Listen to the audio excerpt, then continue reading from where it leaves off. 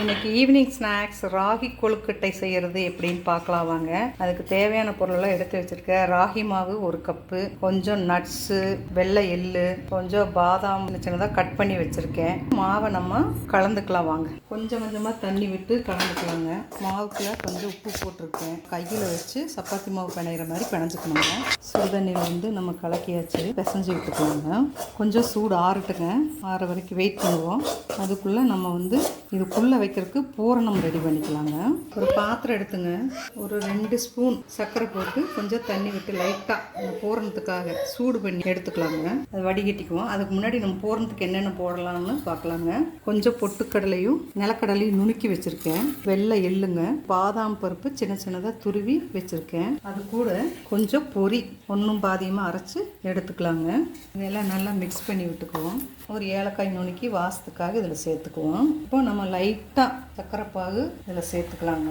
ரொம்ப கொலன்னு போயிடக்கூடாதுங்க. லைட்டாக சேர்த்தணும். ஸ்பூன் வச்சு கலந்துக்கலாம். இந்த அளவுக்கு இருந்தால் போதுங்க. நமக்கு லைட்டாக உள்ளே வைக்கிற பூரணம் பொரியெல்லாம் சேர்த்துருக்கிறதுனால இது இவ்வளோதாங்க. இந்த பூரணம் உள்ளே வைக்கிறது ரெடி ஆகிடுச்சு. இப்போ நம்ம மாவு பிசைஞ்சுக்கலாங்க. சரியாக இருக்குங்க. மாவு கையில் ஒட்டாமல் வர்றதுக்காக கொஞ்சம் எண்ணெய் விட்டுக்கலாங்க. அப்படின்னா உங்களுக்கு மாவு கையில் ஒட்டாமல் இருக்கும். அவ்வளோதாங்க. இது சின்ன சின்ன உருண்டைகளாக பண்ணிவிட்டு இதுக்கு அச்சு இருக்குங்க. அச்சில் போடுறதுனால போட்டுக்கலாம். நான் சும்மா கையில் தான் பிடிக்கிறேன். இப்போது நம்ம இந்த பூரணத்தை உள்ளே வச்சுக்கலாங்க. எவ்வளோ ஃபில் பண்ணணுமோ அவ்வளோ ஃபில் பண்ணிக்கலாங்க. நம்ம இதே மாதிரி எல்லா பூரணமும் எல்லா கொலக்கட்டைக்குள்ளே வச்சுக்கலாங்க. அடுப்பில் கிளிப்பானி ஒன்று வச்சு தண்ணி கொஞ்சம் ஊற்றி வச்சுக்கலாம். சூடாகட்டுங்க. இப்போ நம்ம செஞ்சு வச்சுக்கிற கொலக்கட்டையெல்லாம் எடுத்து ஒரு இட்லி தட்டில் வச்சுக்கலாங்க. இதை அப்படியே இட்லி வேக வைக்கிற மாதிரி ஒரு 10 நிமிஷம் வேக விடுவோங்க.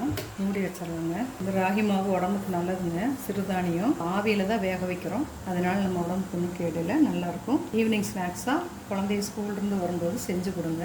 எங்கள் வீடியோ இப்போ தான் ஃபஸ்ட் டைம் நீங்கள் பார்க்குறீங்கன்னா வழுதி விலாக்ஸ் சப்ஸ்கிரைப் பண்ணுங்கள். இப்போ திறந்து பார்க்கலாங்க.